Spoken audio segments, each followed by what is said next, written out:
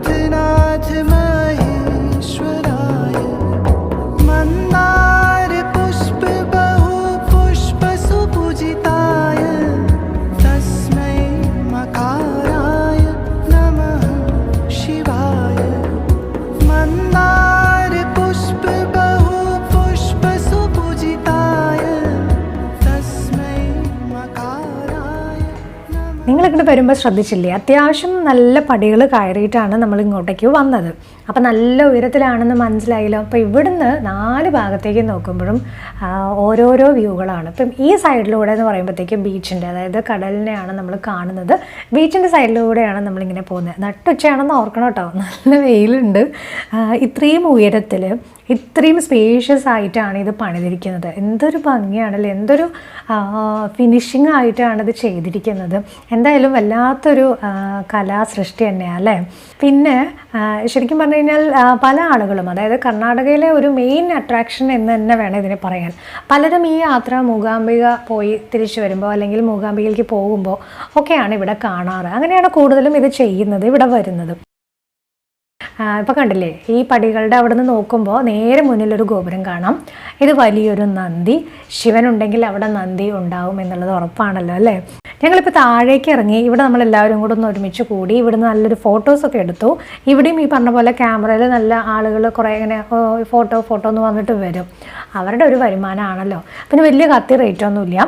ഇനി നമ്മൾ ഈ താഴേക്ക് പോയി ഈ ഗോപുരമാണ് നമ്മൾ കാണാൻ പോകുന്നത്. ഇത് ശരിക്കും പറഞ്ഞു കഴിഞ്ഞാൽ ക്ഷേത്രത്തിൻ്റെ രാജഗോപുരമാണ്. ഉയരത്തിൽ ഇന്ത്യയിൽ 2ാം സ്ഥാനമാണ് കേട്ടോ.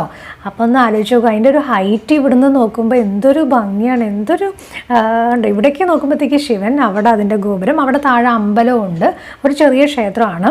അപ്പം നമുക്ക് ഇനി അതിനുള്ളിലേക്ക് പോവാം.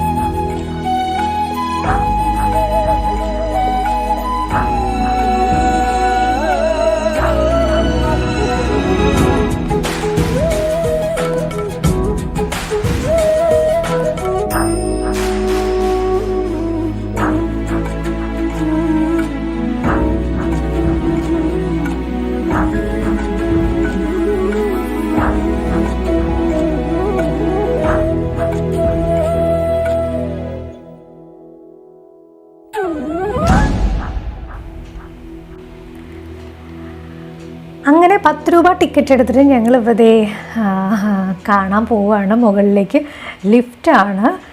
എത്ര നിലകളുണ്ട് എന്നുള്ളത് നമുക്ക് നോക്കാം കേട്ടോ. എന്തായാലും ഈ മുരുടേശ്വരം എന്ന് പറയുമ്പോഴത്തേക്ക് ഇവിടെ ഈ ഒരു ശിവൻ്റെ പ്രതിമയും അതുപോലെ തന്നെ ബീച്ചിൻ്റെ സൈഡും എല്ലാം കൊണ്ടും ഭയങ്കര ഒരു പീസ്ഫുൾ ആയിട്ടുള്ള ഒരു ഏരിയ ആണ് കേട്ടോ. ഈ ബീച്ചിൻ്റെ സൈഡൊക്കെ ഒരുപാട് എന്താ പറയുക ഹോട്ടൽസും കാര്യങ്ങളൊക്കെ ഉണ്ട്. അപ്പോൾ ഒരു ബീച്ച് വ്യൂ അല്ലെങ്കിൽ ഒരു കടൽ തീരത്തൊക്കെ താമസിക്കണം എന്ന് ആഗ്രഹമുള്ളവർക്ക് ഒരു നല്ല ഓപ്ഷനാണ്. പക്ഷേ ഇവിടെ റൂമൊക്കെ അത്യാവശ്യം നല്ല റേറ്റ് ഉണ്ട് എന്നുള്ളതാണ്. അങ്ങനെ നമ്മൾ ലിഫ്റ്റ് 18, നിങ്ങൾ ശ്രദ്ധിച്ചോ, 18 നിലയുണ്ട് കേട്ടോ. അപ്പം നമ്മൾ ഇനി ഇവിടെ നിന്ന് ഓരോ കുഞ്ഞു ജനലുകളുണ്ട്, അതിനുള്ളിലൂടെ നമ്മൾ താഴത്തേക്കുള്ള വ്യൂ ആണ് കാണാൻ പോകുന്നത്. ശരിക്കും ഏറ്റവും ആദ്യം വന്നു കഴിഞ്ഞപ്പോൾ നമ്മളിപ്പം ഈ ലിഫ്റ്റൊക്കെ കയറി ഇവിടെ വരുമ്പോഴത്തേക്കും നമ്മൾ ഒരുപാട് പ്രതീക്ഷിക്കും ഇവിടെ വലിയ എന്തോ സംഭവം ഉണ്ടെന്ന് വിചാരിക്കും. പക്ഷേ ഇങ്ങനെ കുഞ്ഞേതായിട്ടൊരു ജനലിലൂടെ ഉള്ളൊരു വ്യൂ ആണെന്ന് അറിയുമ്പോഴത്തേക്കും ആദ്യം കാണുമ്പോൾ എന്തായാലും ഒരു നിരാശ ഉണ്ടാവും കേട്ടോ. പക്ഷേ നോക്കൂ, ചെറുതാണെങ്കിലും എന്ത് ഭംഗിയാണ് ആ വ്യൂ അല്ലേ. നല്ല ഉയരത്തിൽ നിന്ന് ഏകദേശം 18 അടി എന്ന് പറയുമ്പോഴത്തേക്കല്ല, 18 നില എന്ന് പറയുമ്പോഴത്തേക്കും അറിയാമല്ലോ, നല്ല ഹൈറ്റിൽ നിന്ന് ഈ താഴേക്ക് ഓരോ ഭാഗത്തേക്കുമുള്ള വ്യൂ ആണ്. ഒരു സൈഡ് ബീച്ച് കാണുന്നു, ഒരു സൈഡ് നമുക്ക് ശിവൻ്റെ സ്റ്റാച്ചു കാണുന്നു. അങ്ങനെ നല്ല ഭംഗിയുള്ളൊരു വ്യൂ ആണ്.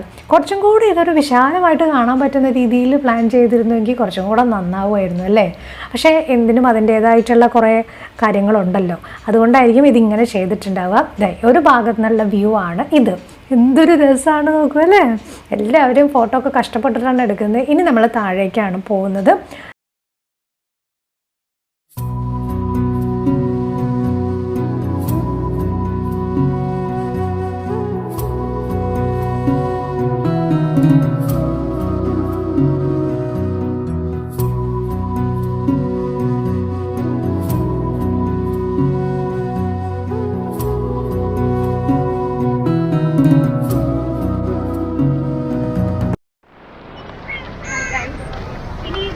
ബീച്ചിലേക്കാണ് പോകുന്നത്. പോന്നോളൂ കേട്ടോ.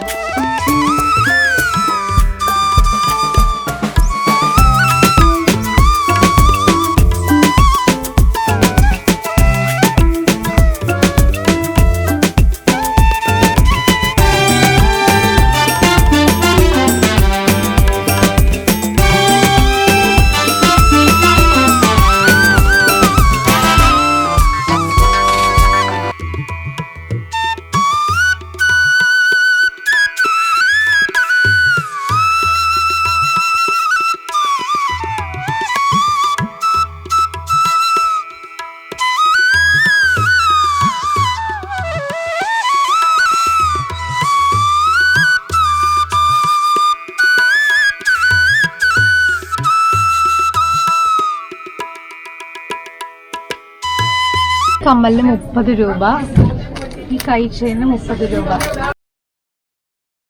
നല്ല വില കുറവിൽ ഒരുപാട് സാധനങ്ങൾ മേടിക്കാം കേട്ടോ ഇവിടുന്ന്. സത്യം പറഞ്ഞു കഴിഞ്ഞാൽ ഞാൻ ഇത്ര വില കുറവെന്ന് ഒരിക്കലും പ്രതീക്ഷിച്ചില്ല. എന്തായാലും കുറച്ച് സാധനങ്ങളൊക്കെ മേടിച്ചു.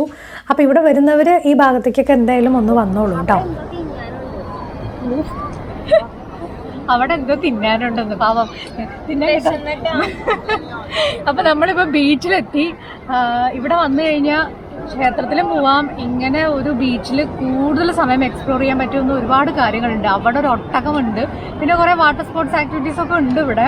എന്തായാലും വലിയ തിരക്കൊന്നുമില്ല കേട്ടോ. ഞങ്ങൾ ഇങ്ങോട്ടേക്ക് വരുമ്പോൾ നല്ല മഴയൊക്കെ ആയിരുന്നു. ഇപ്പോൾ ചോദിച്ചാൽ ആകെ കുളമാവും എന്നൊക്കെ വിചാരിച്ചു. പക്ഷേ വലിയ കുഴപ്പമില്ല, നല്ല രസമുണ്ട്. ഇതൊരു ഈവനിങ് ഒക്കെ സ്പെൻഡ് ചെയ്യാൻ ഏറ്റവും ബെസ്റ്റ് ഒരു ചോയ്സാണ്. ഇതുവരെ വന്നിട്ടില്ലെങ്കിൽ വരണം കേട്ടോ. നമ്മുടെ ടീംസൊക്കെ അവിടുന്ന് ഇവിടുന്നൊക്കെ ചാറിപ്പാറി വരുന്നുണ്ട്. ഇത് നമ്മുടെ കൂടെയുള്ള ഒരു കുട്ടിക്കുറുമ്പിയാണ്. ഇവിടെ കണ്ടില്ലേ ഇങ്ങനെ കുതിരയും ഒട്ടകവും ഒക്കെ ഉണ്ട്. ഇതിൻ്റെ മുകളിൽ നിന്ന് ഫോട്ടോ എടുക്കാം, ഒരു ചെറിയൊരു റൈഡിന് കൊണ്ടുപോകും. ഈ പറഞ്ഞ പോലെ ഒന്നും അങ്ങനെ വലിയ കത്തി റേറ്റ് എന്നൊന്നും പറയാനില്ല. പിന്നെ അപ്പോൾ ദേ നമ്മുടെ കുഞ്ഞു കുറുമ്പി ഒരു റൈഡിന് പോവുകയാണ്. പിന്നെ എനിക്കിവിടെ ഒരു ആഗ്രഹം എന്ന് വെച്ച് കഴിഞ്ഞാൽ ഇവിടെ നിന്നൊരു പ്രത്യേകതയായിട്ട് തോന്നിയത് ദേ ഈ സംഭവം, അതാണ് എനിക്കൊരു പ്രത്യേകതയായിട്ട് തോന്നിയത്. बच्चे लोग को बैठा के घुमाता है वो। मुरुडेश्वर बीच इज कैमल रेडी.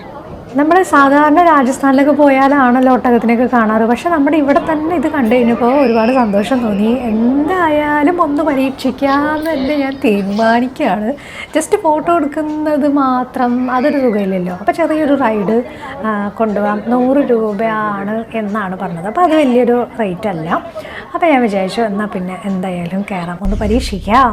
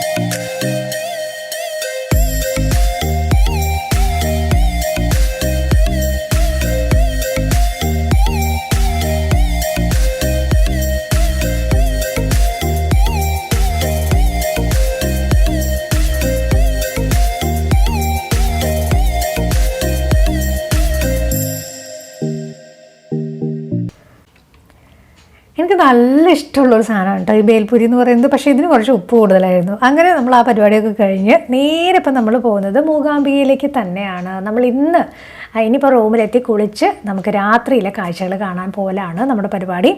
ഇതൊക്കെ ഞങ്ങളുടെ ഗ്രൂപ്പിലുള്ളവരാണ്. അപ്പോൾ എന്തായാലും ഈ വീഡിയോ ഇവിടെ അവസാനിപ്പിക്കുകയാണ്. പുതിയ വിശേഷങ്ങളുമായിട്ട് വീണ്ടും കാണാം. അതുവരെ ബൈ.